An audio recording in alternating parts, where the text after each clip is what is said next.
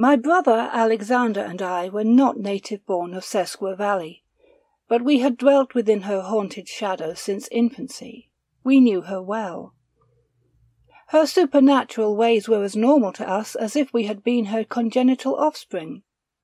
We had but a vague memory of our Sesquan father, who vanished when we were children. I remembered sitting on his lap and listening to his whispered song, a melody that was echoed in the wind that moved between the dancing trees.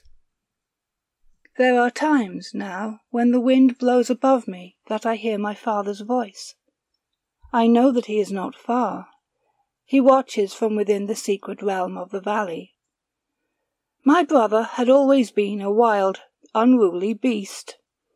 Defiantly he would wander the poisoned patches of land near the twin-peaked mountain, those places that felt too deeply the shadow of Mount Celta. The darkness of those places crept into his pulsing heart and altered my brother's sanity. I loved him dearly, but ours was a relationship built on pain. We watched our native-born friends leave the valley when they came of age, so as to journey to other places, near or far. I had no desire to do so. Mother's health had grown fragile, and I felt it my duty to manage the household, to secure employment. I could not depend on my irresponsible brother for any kind of assistance. And yet I felt an odd panic when, in his 22nd year, he announced that he would be leaving us so as to spend time in the city. Alexander was gone for months, during which time we had no word from him. Although a young man, he was still very much a child. I was not surprised when he suddenly returned home. What did startle me was that he was not alone. His companion was a very young lad named Thomas, who despite his youth had about him an air of profound world-weariness. An aspect of pain haunted this boy's beautiful face, and I knew the origin of the needle marks on his arms. To see those same marks on my brother's arms caused me to tremble with a sort of subtle hysteria. I knew that I could say nothing. When Alexander begged for money, I gave in silence. He and Thomas would leave the valley for a day or two, then return with new supplies of the poison that dulled their pretentious woes. Thomas had been a victim of the world's cruelty, but my brother's suffering was not authentic.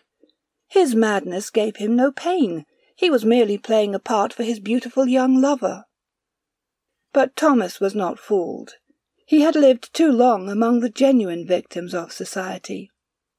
The young man loved my brother, I suppose, or at least was amused by him, but his real passion was for heroin. He would sometimes show me a lump of the dirty substance, trying to tempt me to join their ecstasy of habit. I was never enticed. The sight of that dry, dirty substance turned my stomach. I found Thomas one evening sitting alone on one of the stone benches in our back garden. His shockingly stunning grey eyes were glazed, and I knew that he was, as he honestly called it, smacked out. He sat gazing unblinkingly at the silver moon. The long sleeves of his black shirt hid the scars on his arms. I sat next to him. "I love how the moon looks over this valley, Alma." His low voice spoke in whispered words. "Over the city the moon looks so dead, yellow, kind of mocking. I hate it, hate how it seems to sneer at me. But here, damn, it's awesome, so silver, so majestic. Look at how those soft beams drift to the mountain, at how Celta's white rock seems to drink in their splendor. It's so cool." Without thinking, I ran my fingers through his soft dark hair. He took my hand and brought it to his mouth.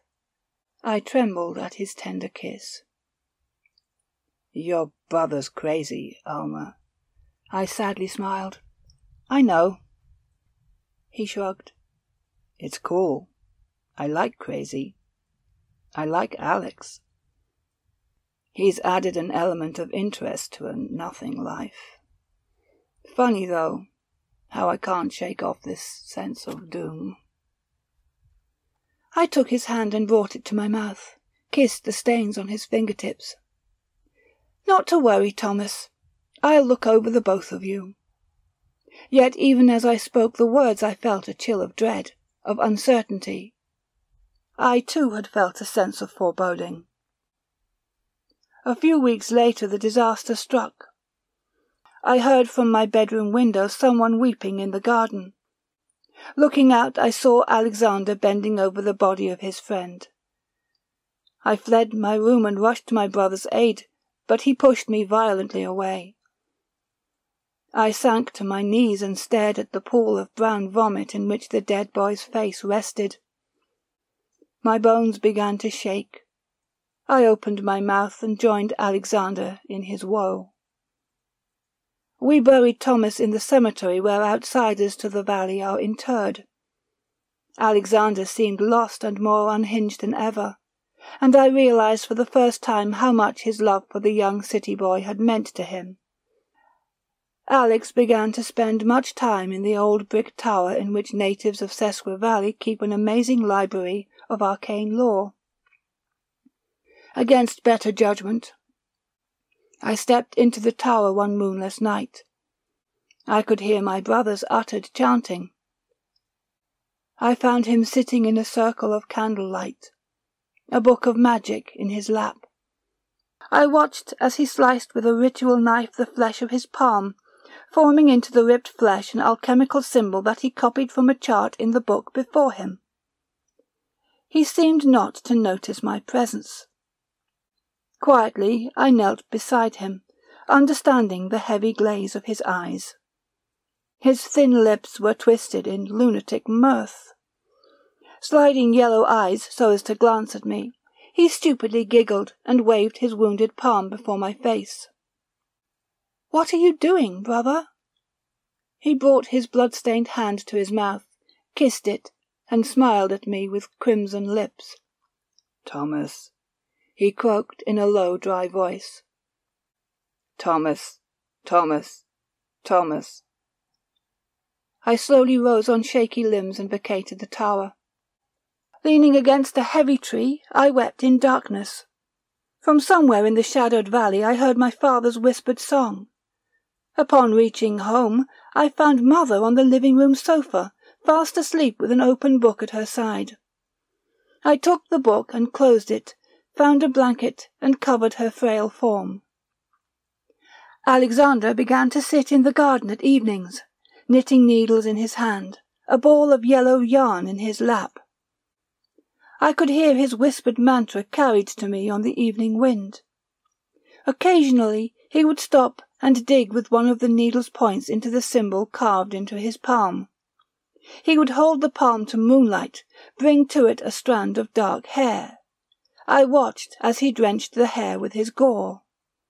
I listened as he spoke his lover's name. I went to him the next evening, curious yet cautious, so as to observe his work. I was surprised at his almost kindly smile. The ball of yarn lay next to him on the bench, and in his hand he held a thick strand of human hair. Seeing me stare at that hair, he brought it to my nostrils. "It smells of him, doesn't it, Alma?" I took in its potent fragrance. "Yes, yes." He took it from me and picked up his doll of yarn. I saw the strands of blood-stained hair that were twined into the tiny figure. "I'm weaving a conjuration of memory, sister dear. I'll share it with you once it's completed. You loved him too, I know." I gazed into his moonlit eyes and did not recognize the creature before me. He seemed to sense my distress, for his eyes grew wide and wild. Suddenly he held one of the knitting needles threateningly before my eye. A low growl issued from some deep place in his throat, and then his body convulsed and contorted. Madly he stabbed a needle into his bloody palm. Gasping, moaning, he held that stained hand to the moon, chanting again and again his dead one's name. I ran into the woods and screamed my father's name. I tried to summon forth the mauve shadow that was the unseen realm wherein those born of the valley eventually returned. I did not know if I was Sesquen enough to enter into that secret realm. I knew only that life in my mortal world had become too unbearable. Finding myself within a clearing, I entered a ring of ancient stones, knelt, and wept. A Sesquen breeze came to me, brought to me the scents and sounds of the valley, and beneath the usual sounds I heard my father's voice, forbidding me escape from mortal destiny.